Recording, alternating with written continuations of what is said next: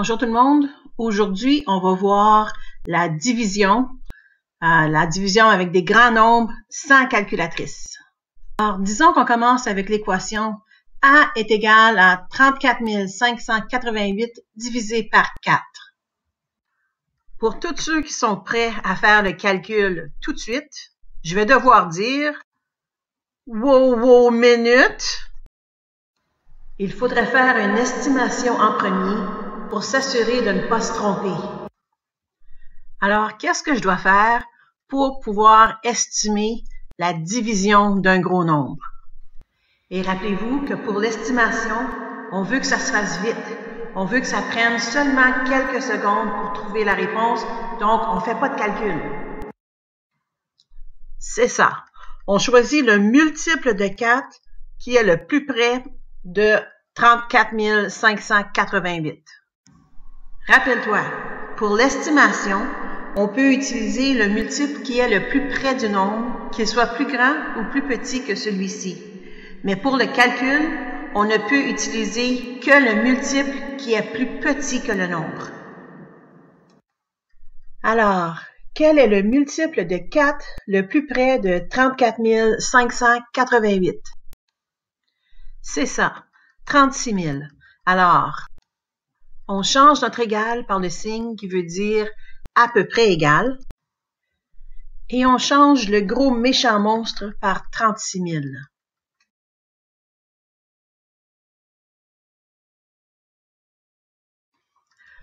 Donc, on peut dire que A va être plus petit que 9 000 puisque le multiple qu'on a choisi était plus grand que le nombre qui se fait diviser. Et qu'est-ce qu'il manque pour bien finaliser l'estimation? C'est ça.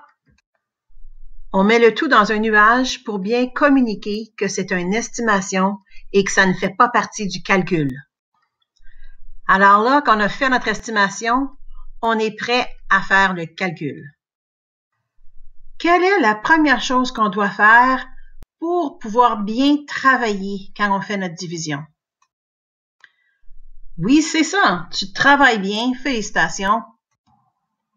Tu dois réécrire le gros nombre pour bien organiser ton travail.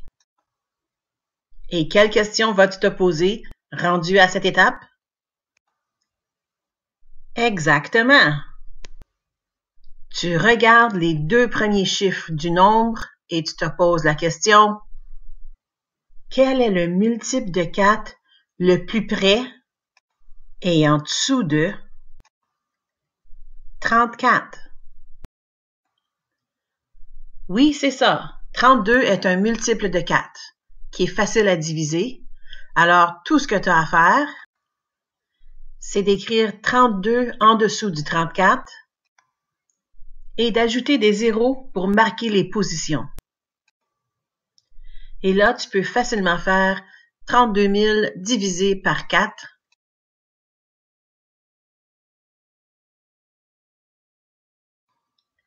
Alors, 32 000 divisé par 4 est égal à 8 000.